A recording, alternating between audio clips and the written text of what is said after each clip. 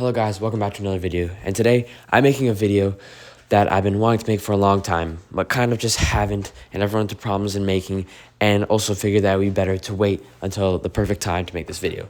That is a reflection on the current state of superhero films, particularly the MCU, and well, what is now the DCU. I feel like leading up to 2025 is the perfect time to make this video now, as if I was to have made this video any earlier, I would have probably missed Robert Downey Jr. being brought back as Doctor Doom and the change from Avengers Kang Dynasty to Doomsday, and among other possibilities.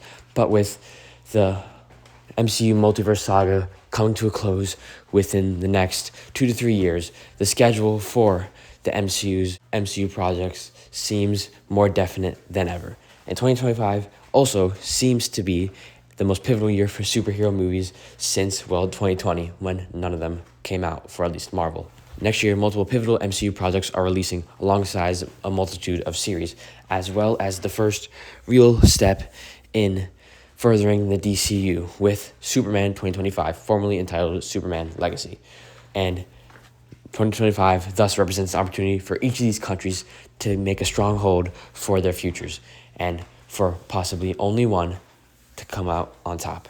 In this video, I will be reflecting on what I think will happen, what I hope to happen, and just reflecting on the general recent state of superhero cinema as a whole. But first, hi, my name is Tyler, and I love film. And today, I'll be talking about the current state of superhero movies and my hopes for the future. Superhero films have undeniably declined going into the 2020s. Why has this occurred? Well, I believe it is for a few main factors.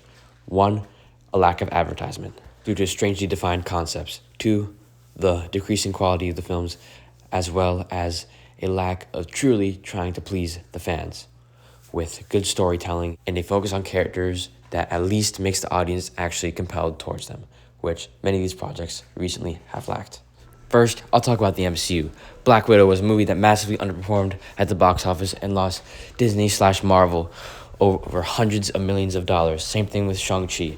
Both were well received critically, especially Shang-Chi, but nothing too substantial, especially compared to the box office loss. The Eternals was the lowest rated MCU film up to that point, and it failed at the box office even more miserably than the last two. Eternals did not have a very stellar marketing campaign and was sandwiched in a movie season that was very crowded, especially with superhero films. No Way Home was easily the most well-received critically and by fans out of all of these Phase 4 films thus far from 2021, and it happened to make $1.9 billion at the box office. No Way Home, of course, had a stellar marketing campaign and great word of mouth, as it pleased fans. It gave fans what they want and something they had never seen before, unlike the Eternals, which didn't appeal to fans or have good marketing, and Shang-Chi and Black Widow, which were both under-marketed and strange films to start Phase 4 with. At least compared to Black Widow and the Eternals especially, and also Shang-Chi, I feel like Doctor Strange had a much better marketing campaign. Of course, not as extensive as No Way Home, but I remember seeing plenty of commercials on TV during the time leading up to its release. And I know this is mostly anecdotal, but please bear with me. I remember it being a big deal that this film was in 3D, and it happened to also, but likely due to this marketing, make nearly $1 billion. Yes, if you didn't know, Doctor Strange and the Multiverse of Madness made over $900 million at the box office. A lot of this was from overseas, but marketing had to have gone a long way to bring such overseas success. Multiverse of Madness was seemingly more well-received than some other films such as The Eternals and Black Widow by fans and critics. And I believe it to be a film that's gotten better with time. I've always been kind of a defender of this film. I haven't thought it was great, but I've always thought it was one of the better films of Phase 4. But especially seeing it on actual live TV recently, it holds up a lot better than I thought it would. So points for quality. Thor: Love and Thunder was largely successful at the box office, but this was hindered by the fact that it had diminishing returns compared to its predecessor, Thor: Ragnarok, and that it had not as great reactions from the critics and audiences alike, and had a much higher budget, making the profit margin a lot smaller. So, though it was moderately successful, Thor: Love and Thunder was dropping quality and profit. Black Panther: Wakanda Forever was also a successful film at the box office in its release year 2022, but it did not make over $1 billion like the first Black Panther film, showing diminishing returns, likely due to its lack of advertisement and the loss of the star, which of course isn't really the film's fault. Rest in peace, Chadwick Boseman. Though the film did decide to take some weird turns and adapted Namor and the Atlanteans, such as Atuma, in a way that is unfavorable in terms of what fans like myself would have wanted. Also, I believe the film to be very messy and choppy and not super brilliantly told. I believe there are plenty of opportunities to make the film better, but as a service to Chadwick Boseman, it at least does that very well. But the film also, as previously mentioned, did not have phenomenal marketing. So, another example of the problem. If with better marketing and better storytelling, this film would have been more successful. Ant-Man and the Wasp: Quantumania is possibly the most prime example, especially for Marvel, up to this point, in terms of a lackluster marketing campaign, which really just consisted of replaying the trailer over and over again, not even having Ant-Man advertise other outside products such as cars. There was some marketing like that, but still. And, of course, being the lowest rated Marvel film up to the point of its release, as well as there being plenty of missed opportunities with the adaptation of Kang, likely jading fans with another disappointing outing of a fan favorite character. The inverse of Ant-Man and the Wasp: Quantumania would release chronologically after Guardians of the Galaxy by both my standards and the standards of the public, according to Rotten Tomatoes, IMDb, and Letterboxd, is a very well done film, proving its high quality, in addition to the fact that this film had what I believe to be a better marketing campaign than Ant-Man and the Wasp: Quantumania, as I saw many billboards and advertisements locally, as well as a much better online trailer and presence on social media, with the cast taking many interviews, unlike Ant-Man and the Wasp: Quantumania. Of course, fans online and that I met in real life seem to have loved this film. Unlike other films that fail to check the boxes, this film checks all the boxes. It had good advertisement, it was of high quality, and it pleased the fans. Thus, it was successful, and in reality, it did make relatively close to $1 billion at the box office, making over $800 million. Example of a superhero film exception to, quote, superhero fatigue. The Marvels essentially has all the same problems Ant-Man and the Wasp: Quantumania did, but in my opinion, worse. For the record, I have not given any MCU movie a rating under 60%, which I consider to be failing. Many would likely consider my ratings to be inflated, but these are my genuine opinions. I say this to draw attention to the fact that even I rated this the lowest of any MCU film ever, at least by my standards, and the public, according to many review sites, seem to share the same sentiment as me. This film most exemplifies, in addition to a lack of an advertising campaign, a massive quality drop for Marvel and for superhero films in general, which, with the quality dropping, yeah, why would audiences want to watch them? The Sony Spider-Man universe, which I think that's what it's being called, is a concept that is strange to fans and general audiences alike. Why would Sony make a Spider-Man villain cinematic universe without Spider-Man? I mean, it's been talked about a lot, but that already hinders the box office. That takes away a lot of the popular appealing factor, Spider-Man, the known factor, the known superhero, the known comic book character. And coupled with the fact that these movies are notorious and have a reputation for being bad and schlocky and behind on current film trends, it's no surprise that these films are not successful, especially Craven, Madam Web, and Morbius.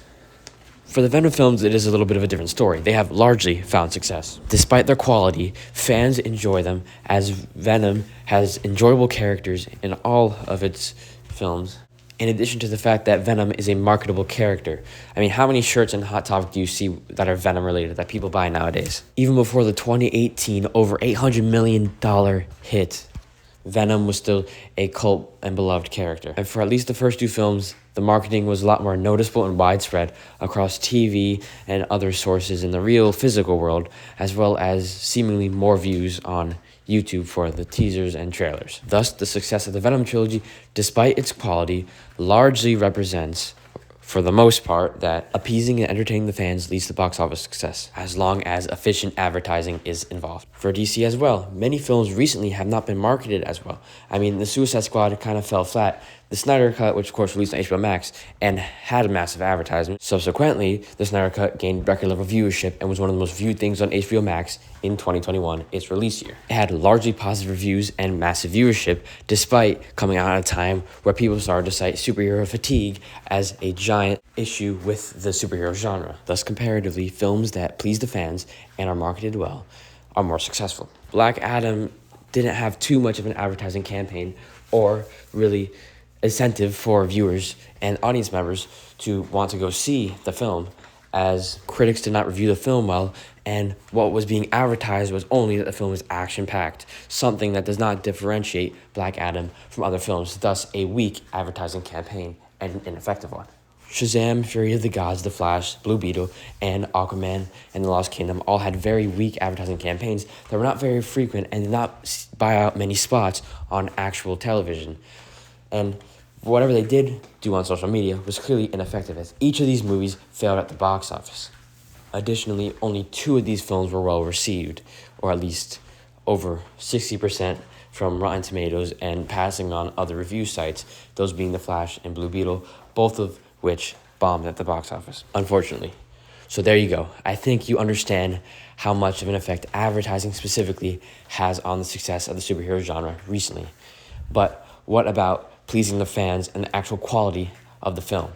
Well, in addition to the difference between advertising campaigns, a line of juxtaposition is very well drawn between 2 of this year's films, Deadpool and Wolverine and Joker: Folie à Deux.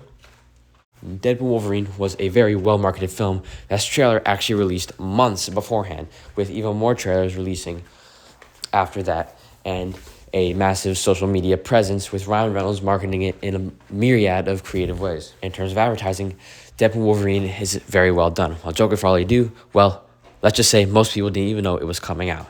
At least many people that I have met and heard of online, or heard from. Joker: Folie à Deux seemed to not have done much more in extensive advertising than releasing a trailer or 2. Now, in terms of pleasing the audience and the actual quality of the film, I now switch back to Deadpool and Wolverine.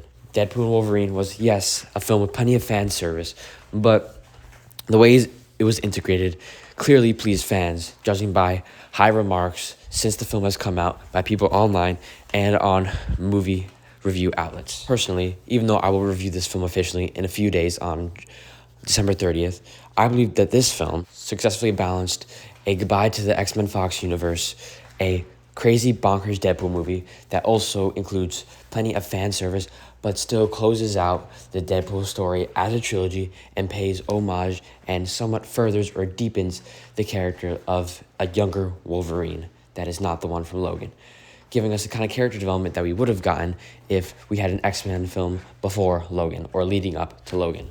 But still having a character of Wolverine that is developed but acts differently and separately from Logan, both keeping Logan's memory intact and having this new younger Wolverine that can be used in future installments and that functioned well in this film. Our lessons taught in this film and character development done alongside plenty of fun action sequences in a very accessible superhero movie that was well received by fans and that I believe is a good film, like many others. The film had good marketing, pleased the fans, and was of higher quality than other superhero films that have released recently. Thus, I reiterate, this is why this film was successful. Joker: Folie à Deux was essentially the opposite of Deadpool Wolverine. Though I do not actually rate this film negatively, there are plenty of problems with this film that must be addressed, and it applies very much to the factors that caused the failure of many other films mentioned. And I apologize for being repetitive. I'm just trying to reiterate these points. Unlike the first Joker film, which I believe to be solid, this film is not gritty, is not realistic, and is not aspiring for Oscar-like prestige through its performances, writing, and story progression. No, this film is a musical with fantastical and fictitious elements where the events that happen and are pictured in this movie are unreliable, and where the main character that was built up in the last film, though a bad man, was not disrespected by the film itself. In this film, Joker is stripped down and the audience is given nothing they were given from the first film. It is like an anti-sequel, as many have said. It is the opposite of the first film.